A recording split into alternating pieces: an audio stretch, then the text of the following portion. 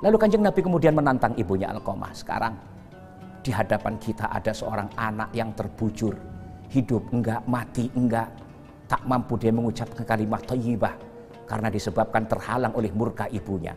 Apakah ibu mampu memaafkan anak? Ternyata ibunya belum mampu untuk memaafkan dan ridho kepada Alqamah. Sehingga akhirnya Kanjeng Nabi menyuruh sahabat untuk mencari kayu bakar. Setelah kayu bakar terkumpul, dinyalakanlah kayu bakar tersebut. Saat api sedang menyala, ibunya Alqamah bertanya, "Untuk apa ya Rasulullah?" Rasul menjawab, daripada nanti di akhirat Alqamah disiksa di api neraka selama-lamanya, lebih baik sekarang Alqamah saya bakar. Yang namanya ibu, kalau kata orang Jerman Timur, tego larane ra tego patine.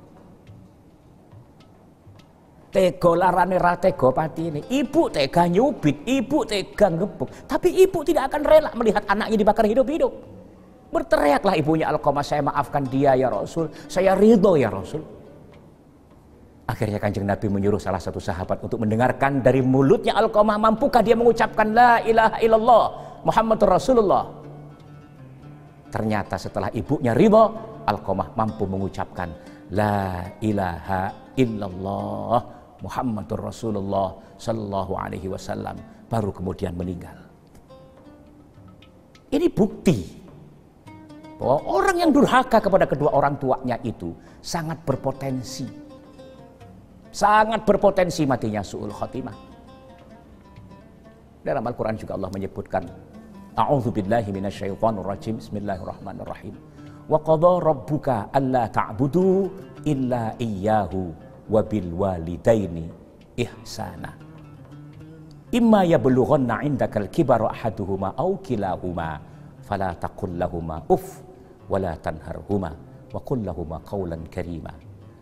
Dan Tuhanmu telah memerintahkanmu untuk tidak menyembah Tuhan kecuali hanya kepada Allah.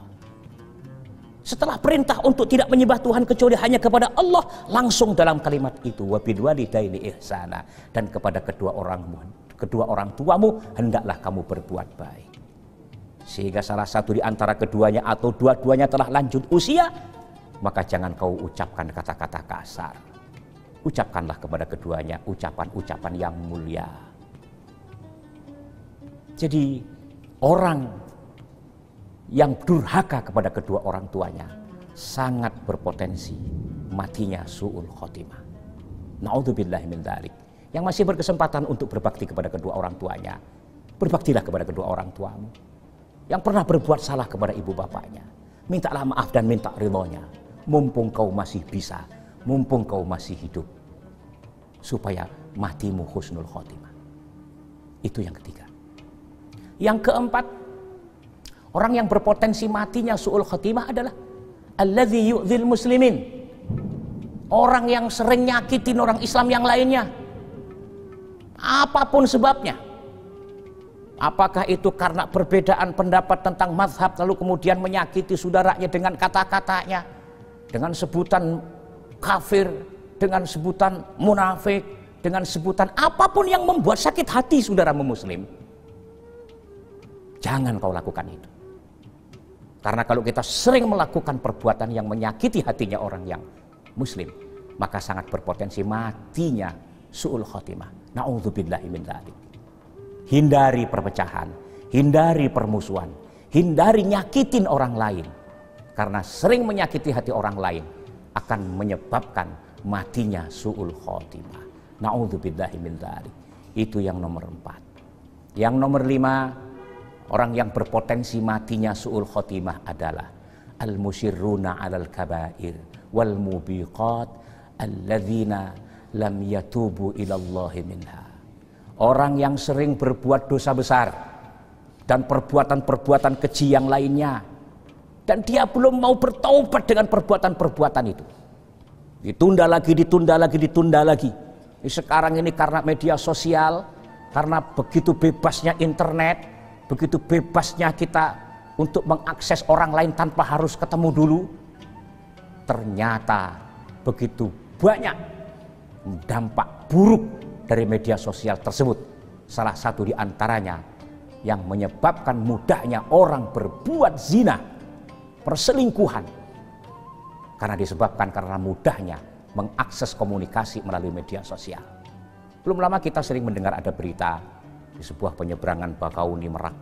Ada sebuah mobil yang di dalamnya ada 2 orang yang meninggal dunia, laki dan perempuan. Ternyata bukan suami istri.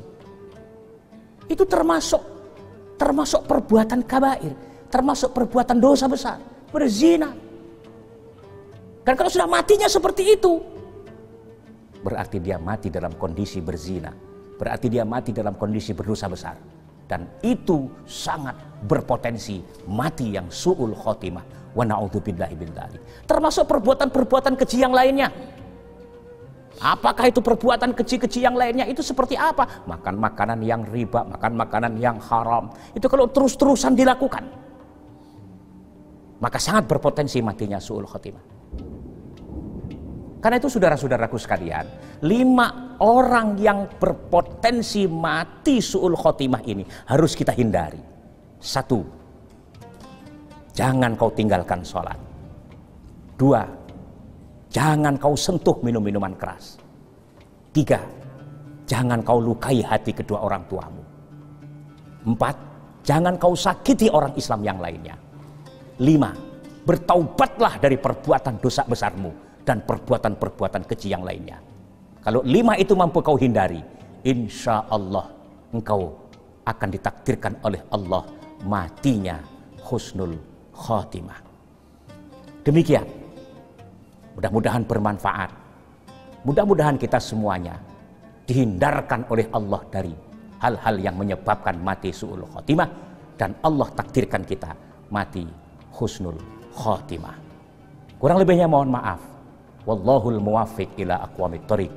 Wassalamualaikum warahmatullahi wabarakatuh.